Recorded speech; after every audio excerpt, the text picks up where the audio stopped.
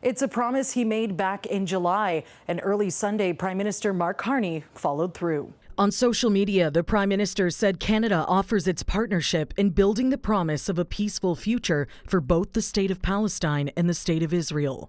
He noted Canada's long-held support for a two-state solution dating back to 1947, but warned that the hope of achieving it through diplomacy has slowly eroded. The Prime Minister listing some key factors. 1. The pervasive threat of Hamas terrorism to Israel, culminating in the heinous terrorist attack of October 7th. 2.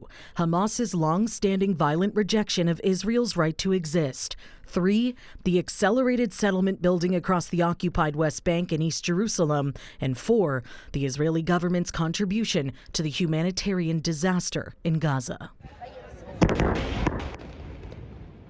Carney accuses Israel of working to prevent a Palestinian state establishment, saying its Gaza offensive has killed tens of thousands, displaced more than 1 million, and caused preventable famine in violation of international law. But he also said Palestinian governance must fundamentally reform, making a call for a 2026 general election in which Hamas can play no part.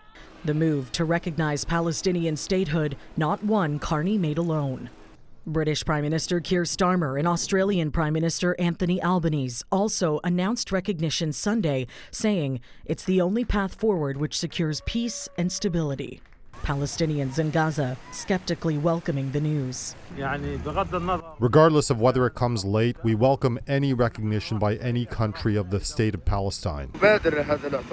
I believe there will still be no serious pressures on Israel to grant the Palestinians their rights. Israeli Prime Minister Benjamin Netanyahu has responded to the three-way recognition, calling it a, quote, huge reward for terrorism.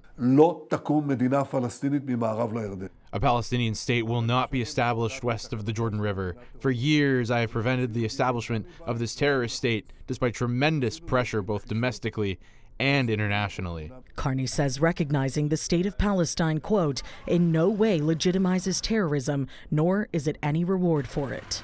Now, the move, it puts all three countries at odds with the United States, which has remained steadfast in its support for Israel throughout the war. Donald Trump will likely address the subject at the UN General Assembly on Tuesday.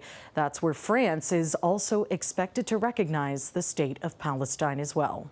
For City News, I'm Donoghue.